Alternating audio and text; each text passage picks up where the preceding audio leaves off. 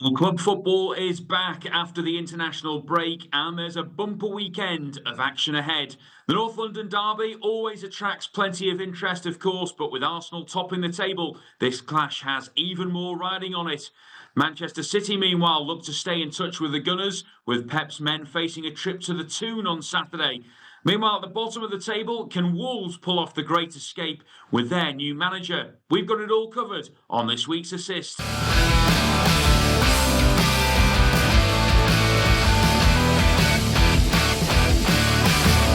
Well, a warm welcome along then to the Assist in association with freesupertips.com, your home for daily football hackers and bet builders. I'm Warren Ashurst, and this week I'm pleased to say I've been joined by James Milton and Dan Charles from the Racing Post. Couldn't have asked for two better people to look ahead to the North London derby, which we'll focus on very shortly. They'll discuss their thoughts on all of the Premier League fixtures and, of course, on the key EFL matches as well.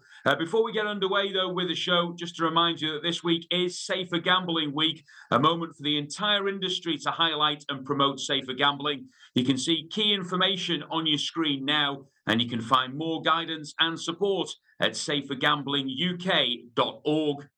Well, don't forget, of course, as ever, to interact with us and give us your thoughts on the Racing Post YouTube channel. Tribe of Gad has been in touch with us last week, or last time out, I should say, and flagged up Villa's good head-to-head record over Bournemouth, saying the return of Yuri Tielemans is a key factor. Of course, Unai Emery's men went on to win 4-0. And Dyson Centre said, great show as ever, lads. Agree with Dan on Forest as being a very good bet at the prices. Hope you are on with Sean Dyche's men, of course, recording a 3-1 comeback win over Leeds.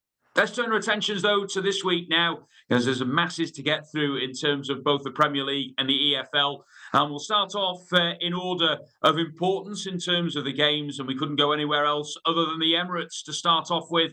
It is Arsenal against Tottenham, 4:30 on Sunday. We'll get to the prices and the guys' thoughts on the best bets in a moment. But, Milts, we'll start with you. And Arsenal, bit of a blow this week with the news that Gabriel is set to be out, with some reports suggesting as much as a month on the sidelines.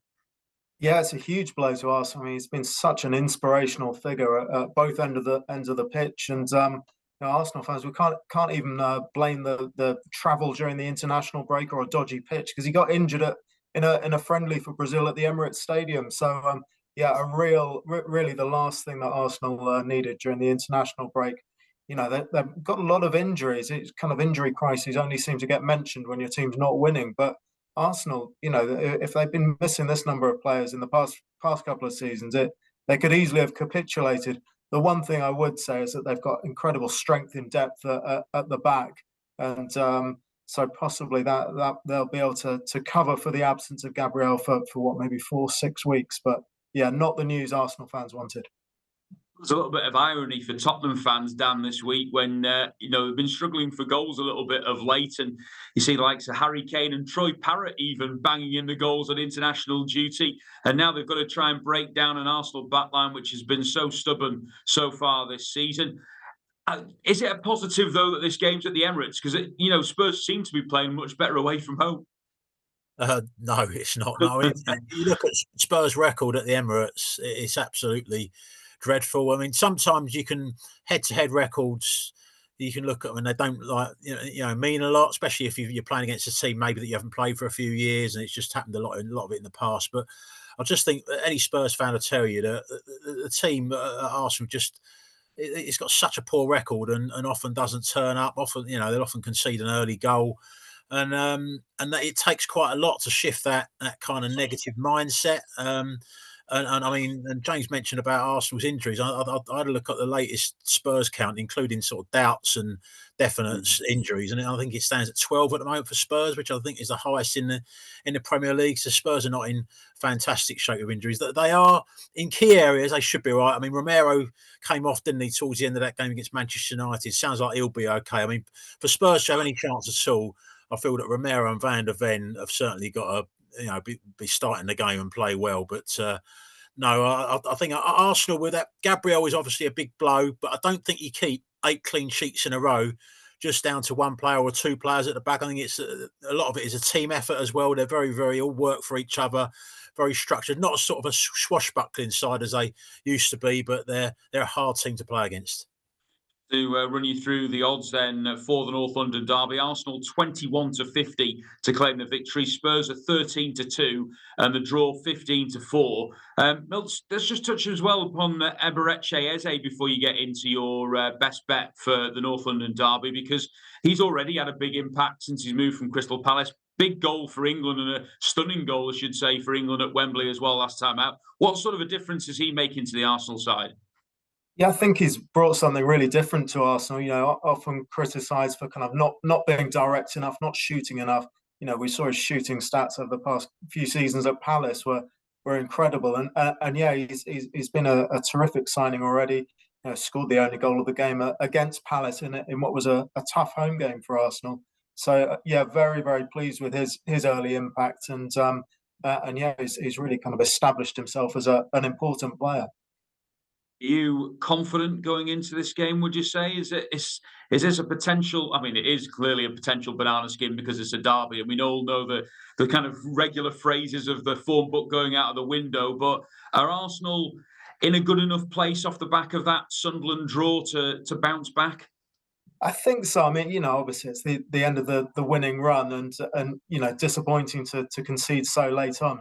I actually thought the way Sunderland were playing at the Stadium of Light, for Arsenal to come back from 1-0 down to lead so late on, I thought they showed real character in that second half. It was a real battle, and so no panic stations for Arsenal yet. I'm just looking at the odds about them winning to 0 actually, and Dan's mentioned Tottenham's struggles up front. I think Arsenal are a good bet to win to 0. So much defensive depth. You look at their second string back four. You could have Ben White, Mosquera, Hincapie, and Lewis Skelly in there, and so yeah, the absence of Gabriel shouldn't hurt them too much. Just reading a piece by our colleague Simon Giles on Tottenham's early season form under Thomas Frank, and the lack of creativity is extraordinary on the kind of XG and underlying stats. I think they've played the fewest through balls in the entire division. So I think their chances of shocking Arsenal's defence look slim. Okay, and the negativity from the Tottenham end down at the moment is glaring after your previous remarks. You can't really make a case for an upset here?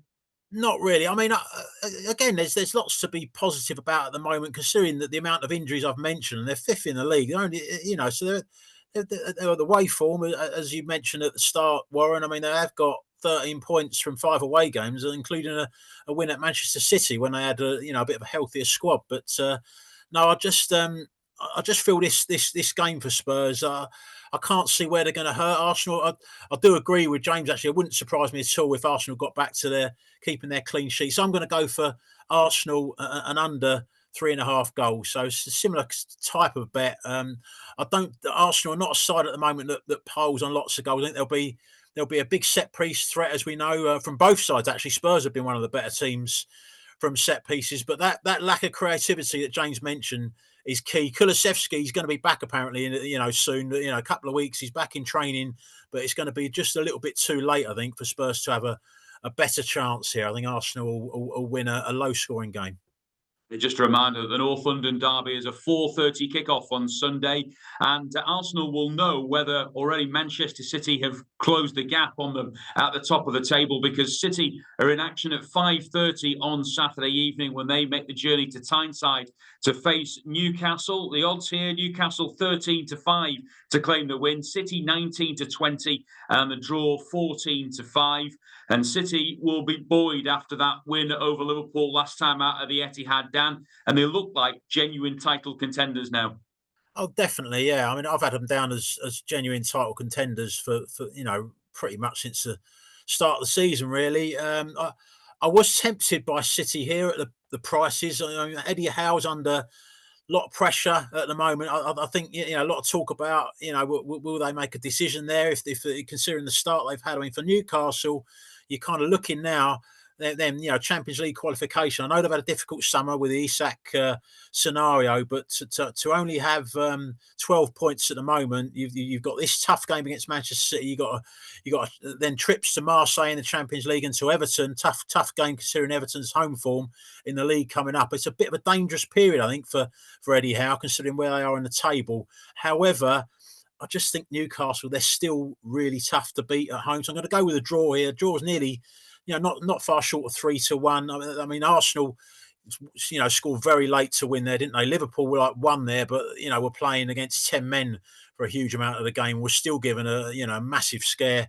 They've won their other, Premier League home games, Newcastle. So it's still a really tough place to go despite their league position. City are going great. As I said, not really got many negatives to say about him. Haaland's, scoring bundles of goals. They're looking nice and healthy on the injury front. Foden getting, back to form and fitness. I just think St James's Park winning there is never easy. So I'm gonna go with a draw. Be bitterly cold, I imagine, as well at St James's Park on Saturday night. Milton, is this going to be a concern for Pep Guardiola? Of course, Champions League coming up in midweek as well. He's going to have to maybe sort of juggle a few players around just to make sure everybody stays fit.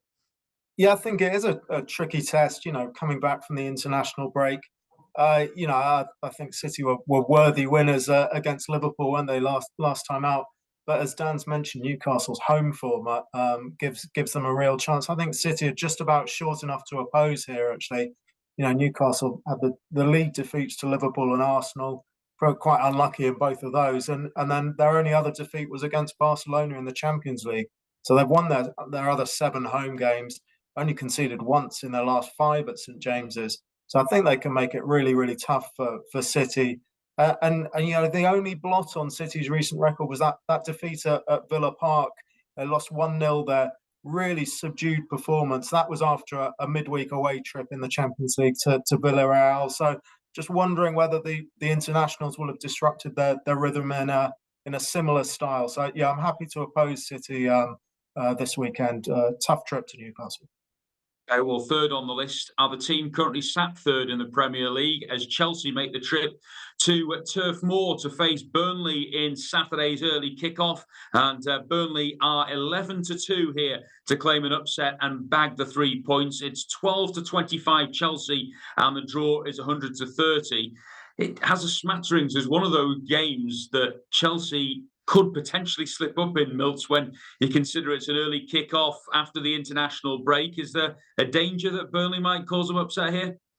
Yeah, it's another one. I think Chelsea will be wary of this kind of fixture. What I would say is that Burnley just about outside the relegation zone on goal difference at the start of the weekend. All the underlying stats, both ends of the pitch, suggest they're going to be in the bottom 3 come the end of the season. And looking at Chelsea, I mean, if they are serious kind of top 4 or better contenders, these are the kind of games they have to win. And I think it could be a bit more open than the odds suggest, actually. I'm going to go for Chelsea to win and both teams to score. Chelsea's certainly not reliable defensively away from home. Both teams have scored in 7 of their 9 away games, and that includes kind of trips to Lincoln in the League Cup and Qarabag in the Champions League. So I think Burnley can be bold. They've shown a bit more attacking quality than I expected this season. But I think Chelsea, the attacking unit seems to be taking shape quite nicely. Garnacho and Esteval, really exciting wingers, and João Pedro in his more natural position as a number 10. So I think Chelsea can edge an entertaining game there. Just wondering, Dan, whether we should be giving Enzo Maresca a bit more credit when you consider that Chelsea is sat third and they've barely had Cole Palmer available all the way through the season, who's blatantly, obviously, their best player. And they are still sort of hanging on to the coattails of the top 2 at the moment, and a good run at this stage could be crucial. They've coped very well. I mean, Pedro Neto's been, stepped up for them, hasn't he? More lately. João Pedro's been an excellent signing, can play like different roles as well as a centre forward, and that creative aspect that kind of they would have otherwise missed, with Cole Palmer being out. So I think they're a bit more. They've got the tools, shall we say, to cope better with Palmer's absence probably this season than maybe last season. And don't forget the Club World Cup as well. I've had that in the summer. There was kind of worries, including from myself, how they would cope, with such a short pre-season. So they'll be delighted to be where they are in the table. I still wouldn't have them quite down as a genuine title challenger at the moment. I still think there's a little bit of you're not sure what you're going to get from them on too many occasions. I think they'll win this game. I'm going to go a little bit different to James. I think it'll be quite a low scoring game actually. Burnley, I know they had the 3-2 defeat at West Ham last time, which was a big blow, took the lead and then lost to a relegation rival. But at home, not conceded more than 2 goals in any home game. They've played the likes of Arsenal, sat in a low block, lost 2-0. Liverpool sat in a low block, lost 1-0 to a very late goal. So, you can imagine what it's going to be like there. Burnley in a cold snap. It's not going to be a fun trip for Chelsea. And no, I don't see it being a goal spree. Chelsea to win a low scoring one. So Chelsea and under 3.5 goals at odds against for me. Okay, well, we're going to head to Anfield next, where Liverpool face Nottingham Forest. And this, of course, was a game that Forest won 1-0 last season. It's a 3 o'clock kickoff again at Anfield on Saturday. And the defending champions are 2-5 to claim the victory here. It's 7-1 Forest and the draw 15-4. A lot of criticism. I happen to feel a little bit unfairly for Liverpool in the game at Manchester City. Beaten heavily. Could have been different because of the Van Dijk goal that was ruled out, Dan. Also, as well, it wasn't as bad a performance as I've seen from them earlier in the season away from home. I thought for long periods they were still in the game, but there's a few questions still to be answered, and players coming back from all around the globe on international duty. This is another tricky fixture. Yeah, I mean, as you say, Warren, they probably played a hell of a lot better in that game than earlier in a lot of the games earlier in the season when they were on a winning run. I mean, and weren't performing that well. But the issue at the moment is, it sounds simplistic, but they have lost 5 of their last 6 Premier League games. Now that's not going to be very good for your morale and confidence. And conceding, even though it's against Manchester City, 3 goals is another sign that the balance isn't right. They are giving up, too many chances at the moment. And those odds against the Forest team that are showing signs now of improving, certainly under Sean Dyche. 2-2 against Man United. They had probably the better chances in that game. Their XG was nearly double Man United's, and they've gone and come from behind to win 3-1 against Leeds in a big game for them towards the bottom. I don't see Forest being in that bottom 3 for much longer. Now, getting something at Liverpool is not going to be easy, but I certainly don't think they're going to be going there just to make the numbers up. And I actually think, given that Liverpool's form after an international break, doubts over again whether they're too open, whether the shape's kind of right at Liverpool still at the moment. I think the draw nearly 4-1 is big enough to chance. So I'm going to go chance to draw.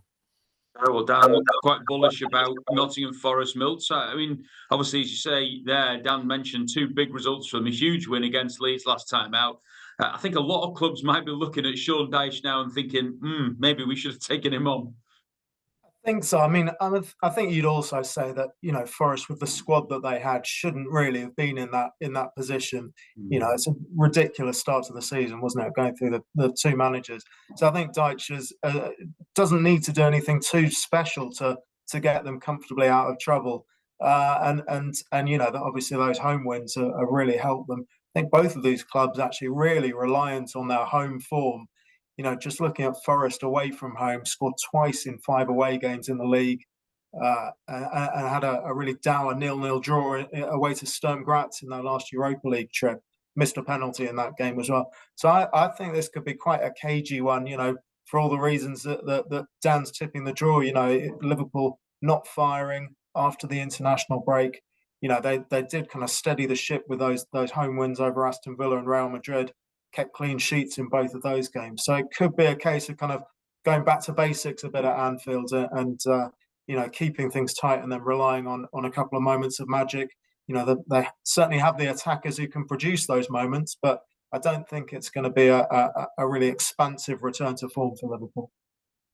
Next is to Old Trafford, and it's a Monday evening kickoff at 8 o'clock for Manchester United against Everton. United are 3-4 to claim the victory in this game. It's 100-30 Everton and 3-1 the draw. Manchester United showing a little bit of consistency. I'll whisper it carefully in case they get blamed from the Old Trafford faithful for it going pear-shaped this weekend. But they are starting to show now under Ruben Amorim exactly what it was that he was wanting from the Milts. Yeah, it's taken a while, hasn't it? But I think United fans should be very pleased with the the recent progress. Admittedly, needed late goals in those draws at Forest and Tottenham. And they did ride their luck in that great win at Anfield. Liverpool missed a host of chances, hit the woodwork a couple of times. So I'm still not completely sold on United at kind of odds like this against an Everton side who are going to be pretty obdurate, I think. United have found some fluency in attack, but their only clean sheet in the league this season was at home to Sunderland. So, I think Everton are going to get chances. As you can tell, I'm struggling to pick one out in the match betting here. So I'm going to go for a fancy price goal scorer. Everton's James Garner, of course, came through the Old Trafford youth system. And he's been peppering the opposition goals in recent weeks, whether he's been playing in midfield or filling in at fullback. Had 19 shots in his last 8 games in all competitions. Scored in the early season win against Brighton. So I think maybe he could mark his return to Old Trafford in style. It could be a bit of friends reunited at Old Trafford because, of course, David Moyes returns to his old stomping ground as well. And I think, Dan, it's fair to say that Moyes still feels harshly dealt with in terms of the time that he got at Manchester United, whereas Ruben Amorim has been given a little bit more time now and is now getting the results. Yeah, I kind of agree with James. I'm still not sold on United at the moment. There's certainly improvement, but I think with United, it gets such an emotional response. They're either like absolutely terrible, or they're suddenly brilliant. The truth is probably somewhere in the middle that there's some improvement going on. What we do know as well is that they're quite a bit stronger at home, have been for a while than they have been away. 4 wins out of 5 at home, and I actually think at shade of odds, they're not massively odds on. I think that's a reasonable price against an Everton side that are still relying a lot on home form, but moved into a new stadium and they're going well there, but away from home. Only 1 point from the last 3 away games. Historically, not got a great record at Old Trafford. United are certainly carrying a threat now with the signs of Mbeumo and Cunha. And I think their strong home form will continue. United to win. Okay, 5 down, 5 to go. And it's to Ellen Road. We head next for Sunday's 2 o'clock kickoff, where Leeds play host to Aston Villa. Leeds 21-10. The draw is 23-10, and Villa 27-20. I know there's been a lot of speculation over the international breakdown regarding Daniel Farke's future at Leeds after that defeat at the hands of Nottingham Forest has seen them slip towards the bottom 3. They're sticking with him for the time being, and the fans are probably going to stick with him as well. Yeah, I think Leeds are probably about where I would have. Well, maybe you could even argue they're slightly above where you'd expect them to be. A newly promoted teams recent years have just been coming straight back down. They're still outside the relegation zone at the moment. It probably doesn't do him any favours at Sunderland. They're just doing so well as a newly promoted team. And but yeah, there seems to be every time Leeds have a bad result, there seems to be talk about Farke, getting the sack. I mean, maybe that will happen, but I'm not sure that a change of manager is really the thing that Leeds need. I still think they've got a fighting chance of staying up. Certainly with their, the backing that they get at Ellen Road, they've strengthened over the summer. But you have to strengthen a lot when you come up from the Championship. So I think at the moment, considering the 2 defeats they've just had, and Villa's, they've responded so well since that poor start to the season. 5 wins in the last 6 games, and just at the prices. Given the confidence difference between the teams, I know Villa, it sounds like they picked a couple of injuries up during the international break, but I think at the odds 27-20, yeah, I would take Villa to win. Do you remember this game from when it was a Championship fixture and Marcelo Bielsa said to his players that they had to let Villa go and score because of a controversial goal? There'll be no signs of that, I'm sure, in terms of the clash on Sunday. Leeds' home form is going to be vital, Milts, for them from going forward, but against a side like Villa in really good form, it's a lot to ask. Yeah, I mean, I'm tipping both teams to score, so I'm hoping that it will land in similar circumstances. We can't bank on that. You're right, but I think given the disparity between Leeds' form at Elland Road and their away record, they lost 5 and 6 away from home. I think they can't afford to sit back and hope for draws, even against a team as good as Villa. So, I'm expecting an open game. Leeds played really well in the 2-2 draw against Bournemouth at Elland Road. did well in the 2-1 defeat to Tottenham, who were very fortunate. And then they were 2-0 up inside 15 minutes against West Ham in their last home game. So I'm expecting them to play on the front foot. But then, you look at Villa, and Dan mentioned their poor start. That's a distant memory now. They were scratching around, couldn't score a goal in their first 4 games, I think, could they? But they found the net in 11 of their last 12 in all competitions. And the exception was that defeat at Liverpool at Anfield, where they hit the post very early on. So, yeah, I think both teams to score is a really solid bet in this one. Okay, well, we're going to head to Molineux next for a 3 p.m. Saturday kickoff as Wolves, rock bottom of the table, will play host to Crystal Palace. 14-5, the home side here. Palace are 19-20, and the draw 13-5. And James, it's going to be Rob Edwards, the main focus, of course, having decided to leave Middlesbrough and take up the Wolves role. He's got a massive task on his hands, obviously. Is there any hope for Wolves going forward? I mean, it is a huge job, isn't it, given how detached they are already at this stage of the season. If you're looking at it positively, you say, well, he's still got plenty of games to go before they know their fate.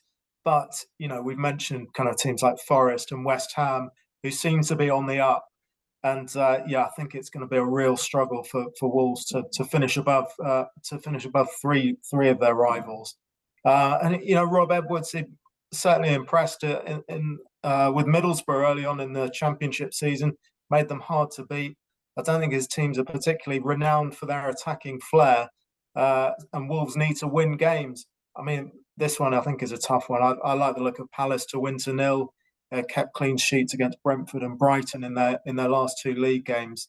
They were competitive at Arsenal, only lost 1-0 to that Eze goal.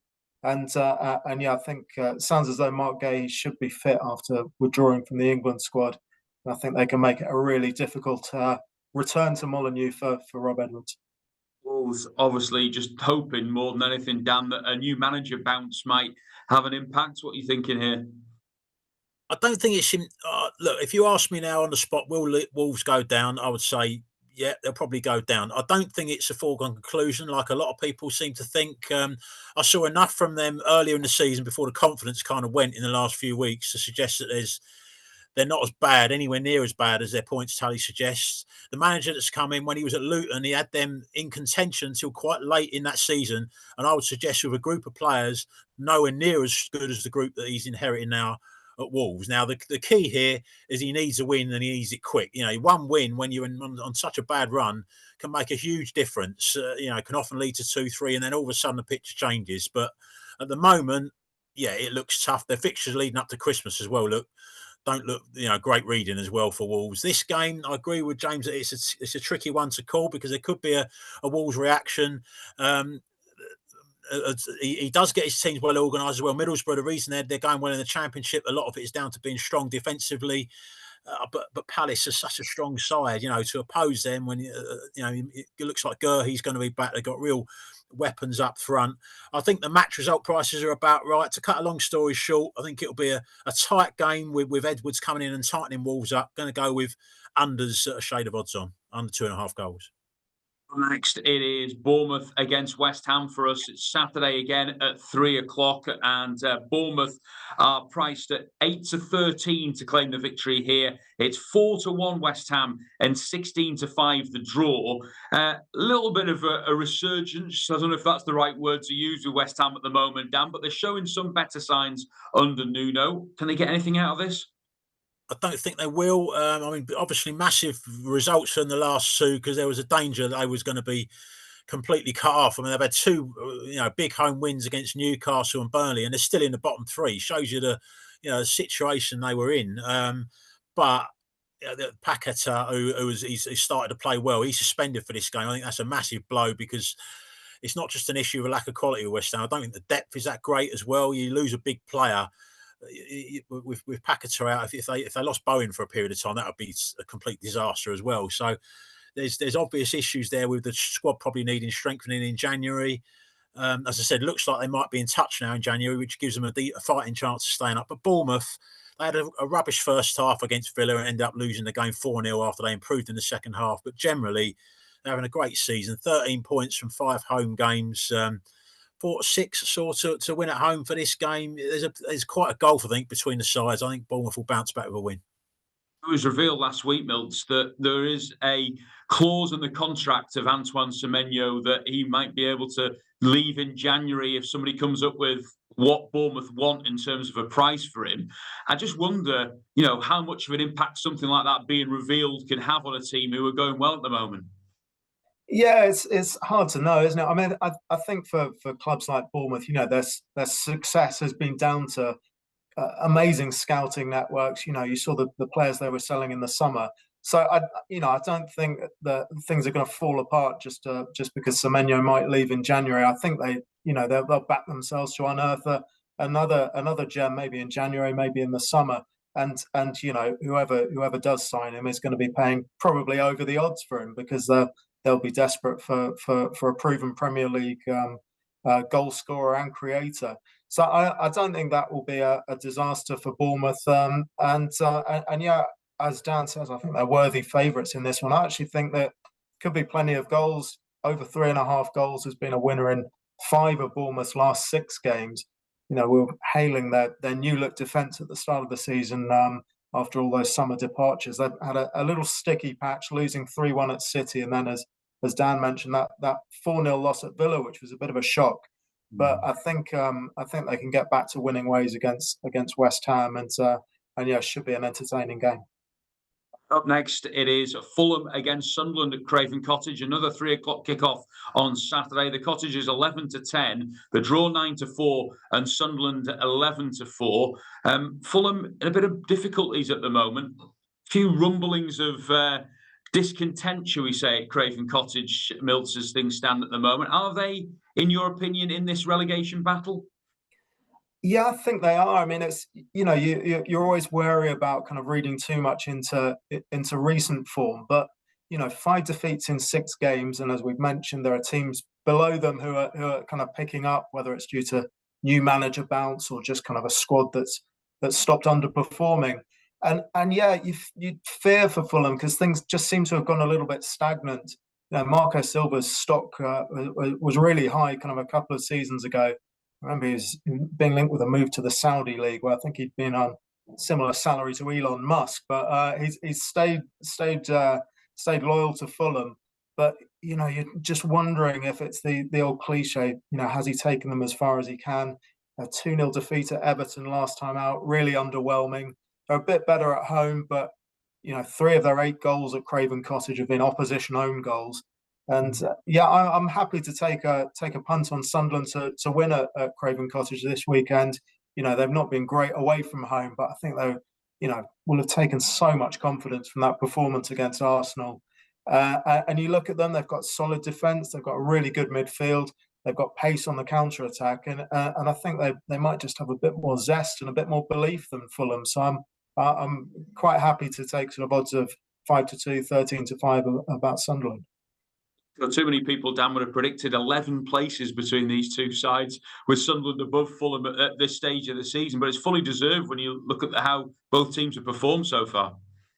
Yeah, absolutely. I was so impressed with how Sunderland played against Arsenal as well. Not just the majority, even the bit at the end when they've fought so hard. They played in a low block. It must have took a lot of energy, to play that way, chasing the ball. Arsenal having dominating possession, but then to find the energy and the belief to come again and get the equaliser at the end. You've got to give them a hell of a lot of credit. They do the basics. They're energetic. They're well led by Granit Xhaka. They do the basics really well, and they've added quality in lots of areas of the pitch as well. I mean, only sort of 3 or 4 players have survived from the team that started that playoff final victory.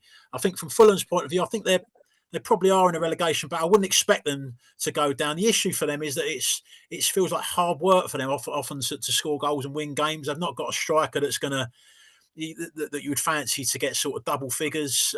So it's difficult for them to blow teams away. At home, you've got to give them quite a bit of respect. Actually, got 10 points from home games. So I don't think they'll lose this game, but I think it'll be a tight game. Going to go with a draw.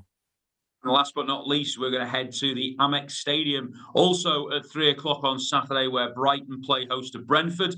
Brighton 10-11 to claim the win here. Brentford 3-1, and the draw 13-5. I have to admit, my initial reaction to that is that Brentford are quite a big price, because I find this a difficult game to call.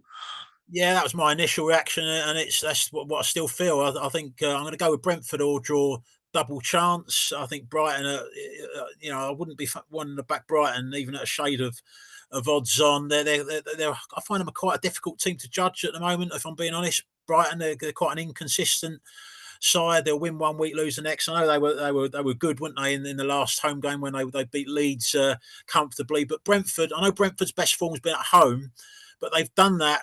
Them home results, you think of the games against Man United, Liverpool, Newcastle, playing in a low block and counter-attacking. So you would think being good at that style of play eventually is going to translate to better away form as well. So I think they've done incredibly well under Keith Andrews. As usual, they lose players and recruit really well, like the likes of sort of Bournemouth and Brighton do. And I think they're going to go on and have a decent season, be in a similar position. Maybe they're on the same points as Brighton now.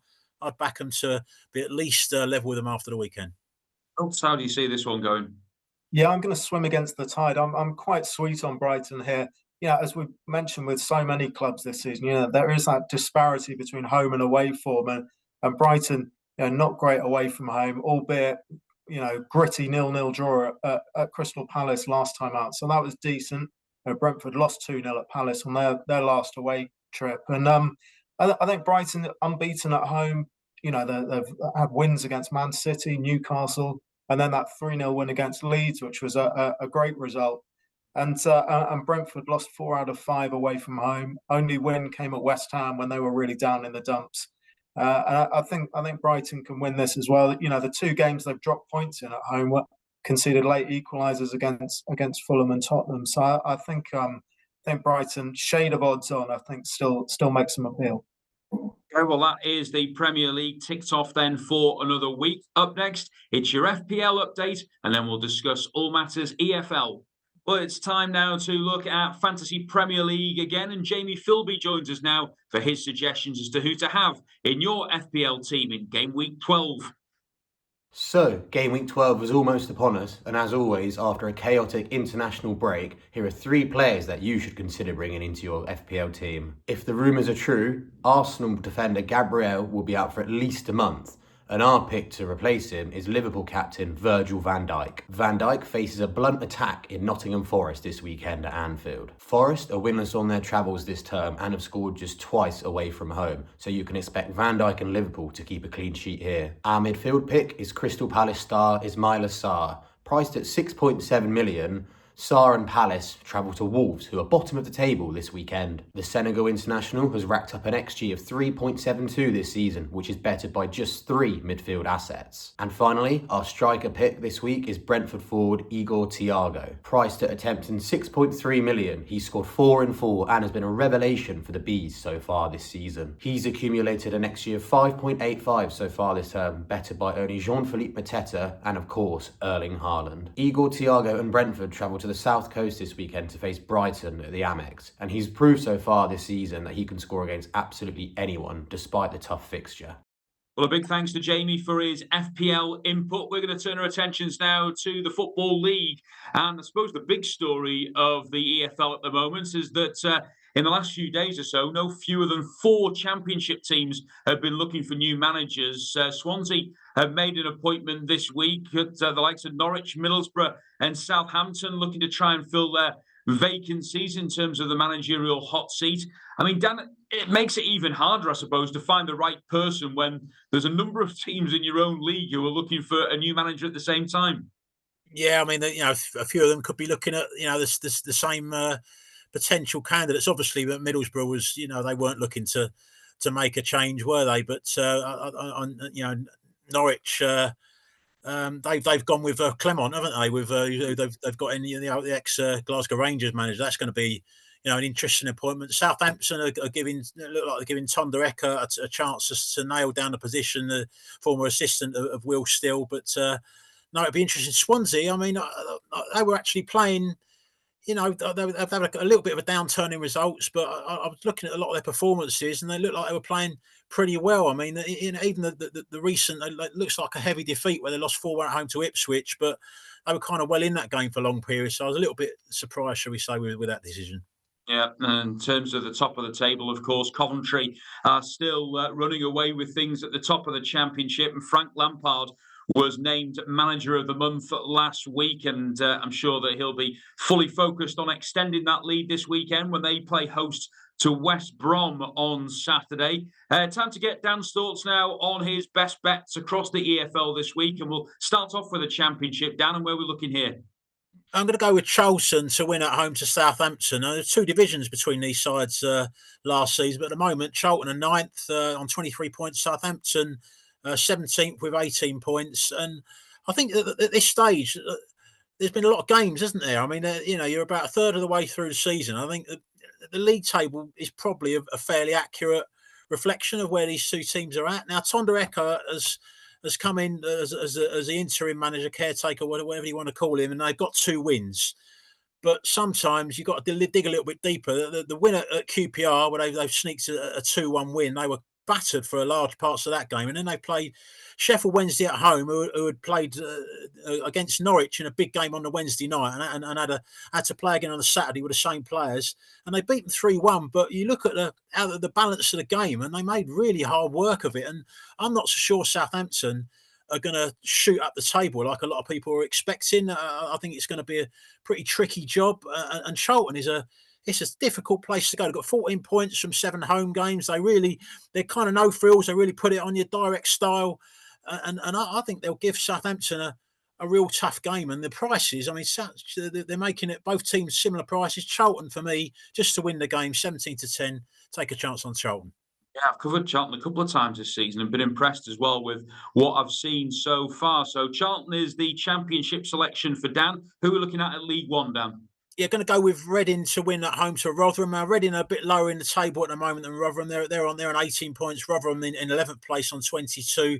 Been on a really good run, Rotherham, but their injuries have been absolutely piling up, especially at centre-back and up front. Hugo and Nomba, I think, centre-forwards are going to be out for this game. They've lost Baptiste, Raggett, Zach Jules, 3 centre-backs.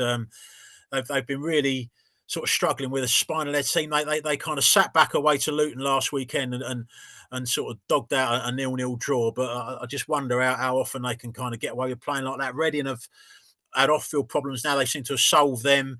Got Liam Richardson in, who's a good manager for the level. Started off with a great, they lost in the cup, but then had a great league victory at home to Stevenage, 1-0. This against an injury hit Rotherham, I think it's quite a bit easier. So Reading at a shade of odds on with a good home record. I'm going to back them to win.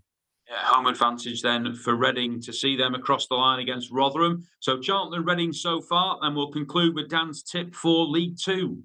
I'll go with a little bit more of like an obvious one, if you like. MK Dons, 3rd in League Two, away to Tranmere, who are 16th in the division. MK Dons are quite a bit of odds against, which sort of caught my eye. I had a look at the team news, and Russian Hepburn Murphy, who's been playing really well for MK Dons, is out injured, and there's been a bit of a drift, but I still think they've got plenty of quality in their side. Callum Patterson, Championship player most of his career, he can do a job for them up front, and I think they'll have too much for Tranmere, who have gone 6 home league games without a win until a very chaotic 3-2 victory at home to Cheltenham last weekend. I think this is a lot tougher. I would take MK Dons to get the win. Okay, so just a reminder of the 3 EFL tips for Dan this week: Charlton, Reading and MK Dons. We're going to head back to the Premier League now, and James is going to run us through his bet builder. So this week's Premier League bet builder is, not surprisingly, focusing on the North London derby. And Milton, what's the first leg of the bet builder? Yeah, first leg is under 3.5 goals. Traditionally this fixture is a high-scoring one, but I think this weekend's one is going to be a bit more cagey. Arsenal still missing so many important attacking players, and Tottenham, as we mentioned earlier in the show, really struggling to create chances consistently under Thomas Frank. He's prioritised kind of that sort of pragmatic approach and tightening things up. But yeah, it's hard to see how they're going to land a blow on the Arsenal defence. And 9 of Tottenham's 11 league games have had under 3.5 goals, and I think that trend is going to continue. The second leg is Riccardo Calafiori to have 2 or more shots. He sat out Italy's World Cup qualifying defeat in Norway, but he should be fit to start. Had a really good start to the season, keeping Miles Lewis-Skelly out of the starting lineup, which is a blow to his World Cup chances. And Calafiori's been getting forward to really good effect. Scored Arsenal's winner at Manchester United on the opening weekend. He's actually averaging 1.7 shots per 90 minutes in the league. So I think him to have 2 or more attempts against Tottenham is another solid bet builder selection. And then we're going to wrap it up with another of my favourites in this fixture, Christian Romero, to be shown a card. Booked in 2 of his last 4 games against Arsenal. Just looking at his disciplinary record this term, picked up a yellow card in 3 of his 4 away Premier League games, and was also booked in the first half against Manchester United last time out. So I think Arsenal will do their best to put him under pressure, and his rugged approach to defending could catch the referee's eye. Just a reminder then of James's bet builder for the North London derby, under 3.5 goals. Calafiori to have 2 or more shots, and Romero to be carded, and will be around about 17-2 for that bet builder. We'll turn our attentions now to the Assist Treble, where we have a selection, of course, for each of the 3 of us. And Dan, we'll start with your tip first for the treble. Where we're looking here? I'm going to go with League One, 2 strong League One fancies this weekend, and the other one was Leyton Orient to win at home to Blackpool at a shade of odds on. Orient have kind of revamped their squad, similar to last season. Actually, had a bit of an inconsistent start. They've actually got a couple more points at this stage than they had last season. They ended up, getting to the playoff final. They're the joint highest scorers in the league, so they're clearly doing. They've got the players up front. And they've won the last 5 home games across all competitions. They're playing a Blackpool side that have shown a little bit of improvement since Ian Everett's gone in there. But they lost 1-0 at Burton last weekend. They've lost 7 of 8 away league games. So Leyton Orient, with their home form, shade of odds on, go for them. It's Orient for Dan. I think you're in the EFL as well, aren't you, Milt? Yeah, going for Ipswich to beat Wrexham in the Championship. Ipswich were all the rage in the anti-post title betting. Had a bit of a slow start to the season. I think they're on the charge now, and along with Coventry, they look the best team in the division. Won 3 of their last 4 games. The exception was a 1-1 draw at home to Watford when they were really pushing for a winner late on there. I think they should be too slick for Wrexham, who are winless in 4 away games, and they've only scored twice in those games. I think Ipswich's attacking firepower will prove decisive. Well, I'm going to drop back into League One, and I'm going with Stevenage, who are available at around about 19-20 for their League One home clash with Doncaster on Saturday. Now, the hosts have slipped to 6th in the table. They've collected just 1 point from the last 3 games, but the bigger picture from that is that there was a defeat against a much improved Reading team, which was only 1-0 loss. And the other 2 games were against top 3 sides in Bradford and Lincoln. They now face a Doncaster team that hasn't won a league game since September the 6th. And they've lost 4 of the last 5 as well in League One. And I think Stevenage can get back to winning ways on Saturday. So the treble for the Assist this week is Leyton Orient, Ipswich and Stevenage. And we'll conclude this week's shows with the naps of the week. And Dan, we'll start with your nap first. Yeah, going to go with that Reading to win that League One game against Rotherham. I mean, Reading, 14 of their 18 points have been secured in home games. They're playing a Rotherham team, as I mentioned earlier, injury hit, and they've lost 5 of their 8 away League One games. So Reading to win. Okay, Reading for Dan. And who's your nap, James? I'm going into Serie A, over 2.5 goals in Cremonese against Roma. Jamie Vardy's Cremonese, I should say. Roma's games this season in Italy have averaged only 1.55 goals per game. But I'm looking at the XG. They've been really riding their luck defensively. I think the floodgates could open here. Cremonese have played 5 matches against teams in the top 8. 4 of them produced over 2.5 goals. Lost 4-1 at Inter last month, and I think this one could be more entertaining than the prices suggest. So kind of 11-10 over 2.5 goals. That certainly appeals to me. Well, a big thanks to both James and Dan for their input on this week's show. Don't forget, of course, to like, subscribe and comment on the Racing Post YouTube channel. And just to mark your card, the Euro Assist will return on Monday, looking ahead to game week 5 of the Champions League. And the domestic assist will be back next week. Looking forward, of course, to the likes of Chelsea against Arsenal, amongst other games. But for now, enjoy your football this weekend. And as always, as we always say, of course, please remember to gamble responsibly.